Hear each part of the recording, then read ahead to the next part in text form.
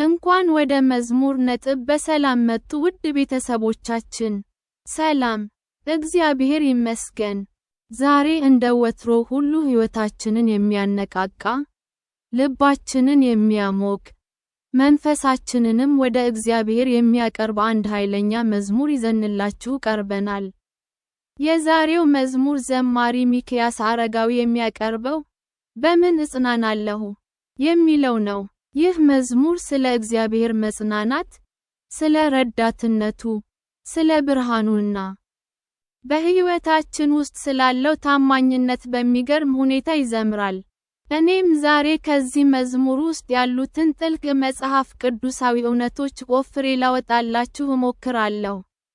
እስከ መጨረሻው ሆነው ያዳምጡ፣ ልባችሁን ክፈቱ፣ እና እግዚአብሔር በዚህ ቃል ይናገራችኋል።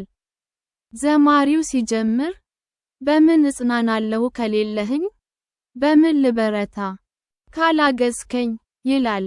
ይህች የመጀመሪያ ሐረግ ብቻ እንኳ የሰው ልጅ ያለ እግዚአብሔር ምንም መሆኑን በሚገባ ገልጸዋለች። ይህ ጥያቄ ነው። በምን እጽናናለሁ ከሌለህኝ? ይህ ማለት እግዚአብሔር ከሌለኝ መጽናናት የምችልበት ምንም ነገር የለም ማለት ነው። ይህ እንደ ጴጥሮስ፣ ጌታ ሆይ ወደ ማን እንሄዳለን? የዘላለም ሕይወት ቃል አንተ አለህ እንዳለው ነው። ዮሐንስ 6:68። በዚህ ዓለም ላይ ሰዎች መጽናናትን በተለያዩ ነገሮች ይፈልጋሉ። አንዳንዶች በገንዘብ ሊጽኑ ይሞክራሉ፣ ሌሎች በስልጣን፣ በዝና፣ በትዳር፣ በልጆች፣ በጤና ሊጽኑ ይሞክራሉ። ነገር ግን እነዚህ ሁሉ ሊያልፉ ይችላሉ። ገንዘብ ሊያልቅ ይችላል፣ ጤና ሊበላሽ ይችላል፣ ሰዎች ሊለወጡ ይችላሉ። ነገር ግን እግዚአብሔር አይለወጥም። እርሱ ዘላለማዊ መጽናኛችን ነው። በምን ልበረታ ካላገዝከኝ? ሲል ደግሞ የሰው ልጅ ድካምን ይናገራል።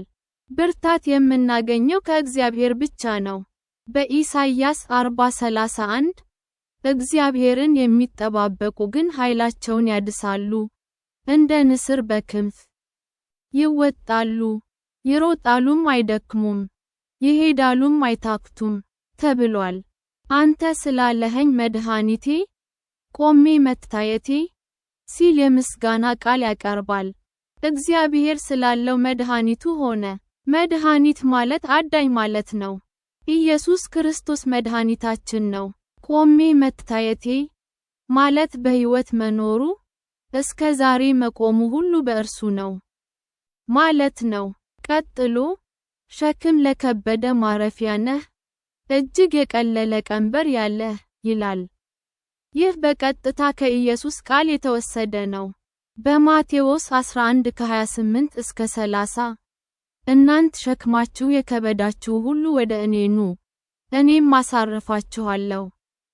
ቀንበሬን በላያችሁ ተሸከሙ ከእኔም ተማሩ፣ እኔ ገርና ልበ ትሑት ነኝና፣ ለነፍሳችሁም ዕረፍት ታገኛላችሁ። ቀንበሬ ልዝብ ነውና ሸክሜም ቀሊል ነውና ተብሏል። አያችሁት? ኢየሱስ ራሱ ይህን ቃል ተናግሯል። ዘማሪውም ይህንኑ እያስተጋባ ነው። ሸክም የከበደው ሁሉ መፍትሄው ኢየሱስ ነው። የኃጢአት ሸክም፣ የመከራ ሸክም፣ የበሽታ ሸክም፣ የድህነት ሸክም፣ ሁሉም መልሱ ኢየሱስ ነው። ፍቅርህ ነው የሚያሰማራኝ፣ በለምለም መስክ ያቆመኝ ሲል የምትናገረው የመዝሙረ ዳዊት 23 ምስል ነው። በለምለም መስክ ያሳድረኛል ተብሏል። መዝሙረ ዳዊት 23:2። እረኛችን ኢየሱስ ለምለም በሆነ መስክ ያሳድረናል። ያሰማራናል ማለት መንፈሳዊ ምግብ ይሰጠናል፣ ያረካናል ማለት ነው። ቸር አምላክ የእውነት ዳኛ፣ አማኑኤል የኔ መታመኛ ሲል ዘማሪው ሁለት የእግዚአብሔርን ማዕረጎች ይጠራል። ቸር አምላክ ማለት ምሕረቱ የበዛ አምላክ ማለት ነው። የእውነት ዳኛ ማለት በእውነት የሚፈርድ፣ ፍርዱ ጽድቅ የሆነ ማለት ነው። አማኑኤል ማለት እግዚአብሔር ከእኛ ጋር ማለት ነው።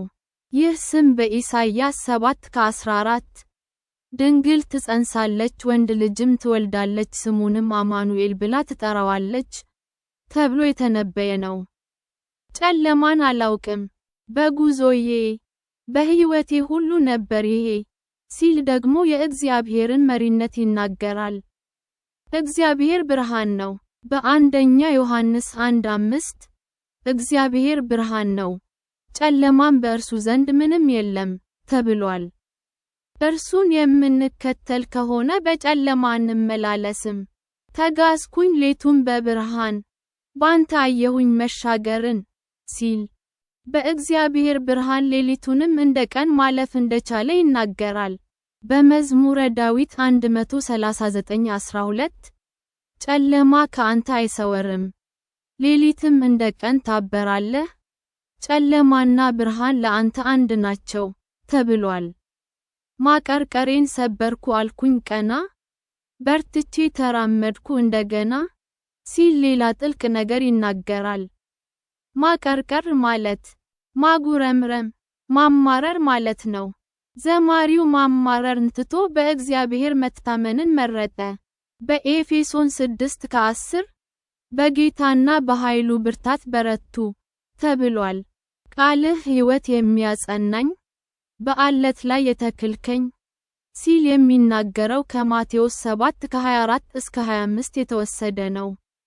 እንግዲህ ይህን ቃሌን ሰምቶ የሚያደርገው ሁሉ ቤቱን በዓለት ላይ እንደሠራ ልባም ሰው ይመስላል ተብሏል።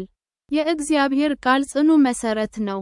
እንባዬ ታበሰ ስታጽናናኝ፣ ድል የሆነ ሆናል ስትረዳኝ ሲል እግዚአብሔር እንባውን እንዳበሰለትና ድል እንደሰጠው ይናገራል። በራእይ 21:4 እንባንም ሁሉ ከዓይናቸው ያብሳል ተብሏል። በጠላት ፊት ሞገስ ሆንከኝ፣ ለባሪያህ ዕድል ሰጠኸኝ ሲል በማጠቃለል ይዘምራል። እግዚአብሔር በጠላት ፊት ሞገስን ይሰጣል። በመዝሙረ ዳዊት 23:5 በጠላቶቼ ፊት ማዕድ ታዘጋጅልኛለህ ተብሏል።